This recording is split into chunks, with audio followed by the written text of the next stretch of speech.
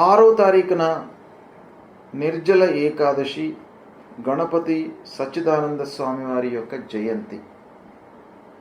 ఈ నిర్జల ఏకాదశి, మనకు ఏకాదశి వ్రతం చాలా ఉత్తమమైనటువంటి వ్రతం. అన్ని వ్రతాల్లో కూడాను ఏకాదశి వ్రతానికి అత్యంత ప్రాధాన్యత మన శాస్త్రంలో ఇవ్వబడింది. కాబట్టి మనము ప్రకృతి పరంగా, ఆరోగ్యపరంగా, శారీరకంగా మనం దృష్టిలో పెట్టుకున్నట్టయితే ఏకాదశి రోజున ఉపవాసం చేసి ద్వాదశి రోజున పారణ చేసినట్టయితే అద్భుతమైనటువంటి ఫలితాలు కలుగుతాయి.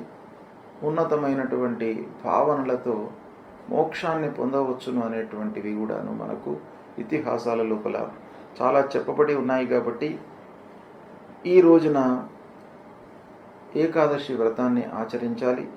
ఇదే రోజున అవధూత పీఠాధిపతి గణపతి సచ్చిదానంద స్వామి వారి యొక్క జయంతి.